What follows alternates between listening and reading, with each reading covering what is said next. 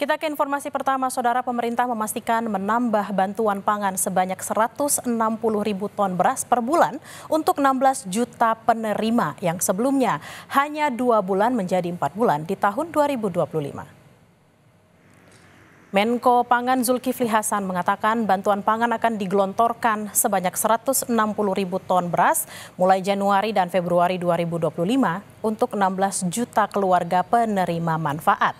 Bantuan pangan dilakukan karena pada Januari dan Februari diperkirakan produksi beras nasional tidak mencapai 2 ton. Selain Januari hingga Februari 2025, bantuan pangan juga akan ditambah 4 bulan di 2025, namun waktunya yang belum ditentukan. Sepakat dalam ratas, bantuan pangan itu nanti 160 ribu ton per bulan yang sudah putuskan Januari Februari waktunya ya.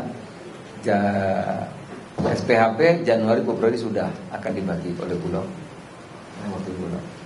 Tapi sudah putusan ratas ditambahkan 4 bulan lagi, jadi 6 bulan.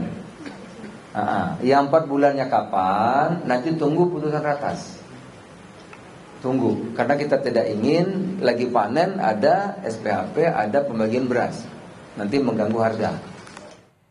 Lebih lengkapnya terkait diperpanjangnya bantuan pangan oleh pemerintah akan dilaporkan Alfania Rizky. Selamat siang Alfa, apa alasan pemerintah memperpanjang bantuan dari semula 2 bulan menjadi 6 bulan?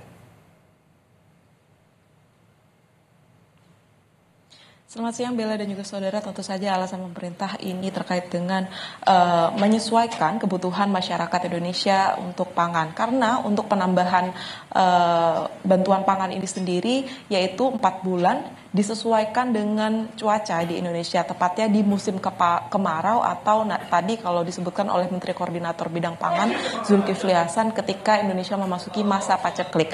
Artinya kebutuhan masyarakat di sana tinggi sehingga suplai terhadap bahan pangan ini juga mulai meningkat, dan disitulah pemerintah merasa harus hadir dan menambahkan bantuan pangan selama 4 bulan.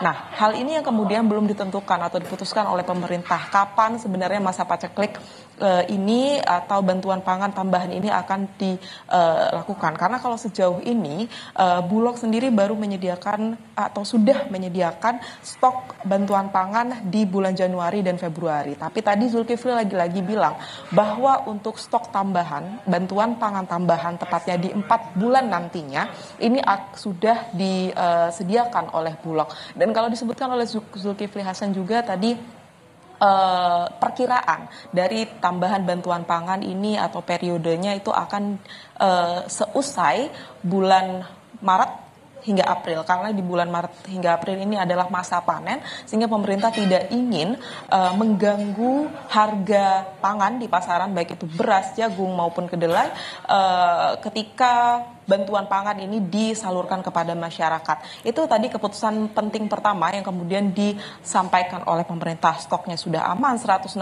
ribu ton beras per bulan, Bella dan juga saudara, sehingga secara total itu bisa dikalikan 6 bulan untuk stok bantuan pangan yang dimiliki oleh Bulog. Begitu pula dengan jagung 250 ribu ton per bulan dan juga kedelai 100 ribu ton per bulan. Keputusan lain juga disampaikan oleh pemerintah dari hasil Rakortas yang mengikuti hasil ratas dengan Presiden pada tanggal 30 Desember 2024 kemarin adalah terkait dengan penyesuaian HPP gabah dan juga jagung yang nanti baru akan efektif untuk gabah ini di tanggal 15 Januari 2025, tepatnya di harga 6.500. Sedangkan untuk jagung ini baru akan efektif di bulan Februari, tanggal 1 Februari 2025 dengan harga 5.500. Lagi-lagi pertimbangannya adalah terkait dengan musim panen untuk menghindari pergolakan harga di